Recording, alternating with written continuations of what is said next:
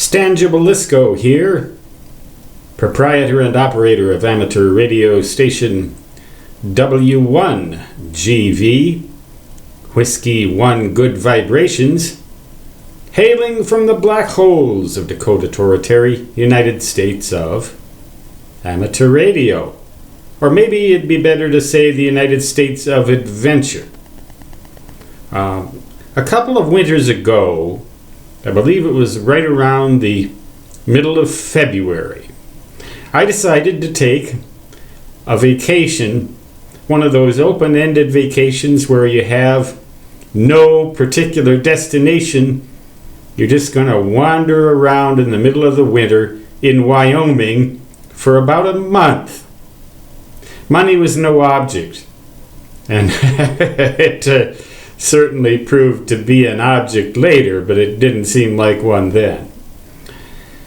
And I drove to Cody, Wyoming, where the Long Wave Ranch is located.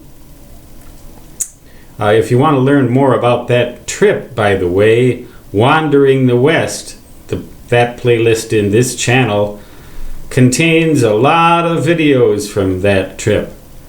But one of the more interesting things to do in the winter, and dangerous, I might add, and stupid for those who don't know what they're doing, and stupid for those who think they do, too. And that is to drive over the Bighorn Mountains in the middle of the winter. Now, you know, if it looks like it's snowing up there, you don't even think about going up there. But even when it's clear, even when it looks clear up there from Sheridan or Buffalo, when you get up top, you're usually going to get some rude surprises. But in any case, I drove over that mountain pass, going back from Ten Sleep, Wyoming, to Buffalo, Wyoming, doing Mobile CW all the way. Now, what do you suppose the conditions were like? The conditions were good all during that trip. It was a fabulous adventure. How do you suppose I was able to hear stations and get out when I reached the top of that road up at about 8,000 feet? Not a lot of obstructions. It was actually looked kind of flat, like ordinary country up there. There was even ranches up there, believe it or not. The snow poles that guide the snow plows along the highway were about 10 foot high, just to give you an idea of the kind of snow they can get up there. It was probably 3 to 4 foot deep at the time. But how well do you suppose I was able to get out and receive signals in an environment where there were no power lines, no electricity for miles? Conditions had been great all during that trip, and conditions were great as I approached the mountains and great after I got down from them. How do you suppose it was at the top?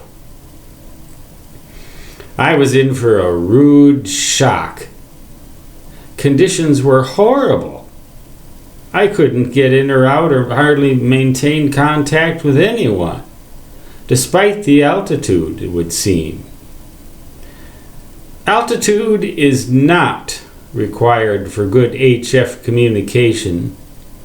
What's required is a clear landscape all around, preferably a good ground, good conditions, and the proper conditions if you want to get on 160 for kite or balloon supported antennas, all of which are provided by the Long Wave Ranch itself, about 7 miles northeast of Cody, Wyoming. Sounds impressive. Maybe I'll put it in the picture that leads into this video so you can see what the view out the front yard looks like.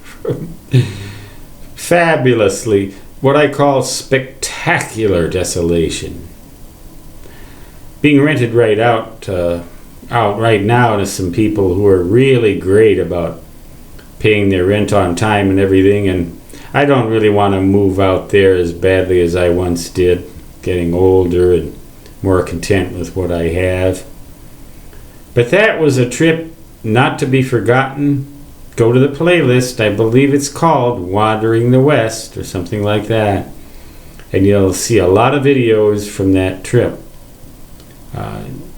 But I was really surprised. And so amateur radio never ceases to offer surprises and counterintuitive phenomena. And to this day, I can't explain why conditions seemed so rotten up at the top there and so much better down below.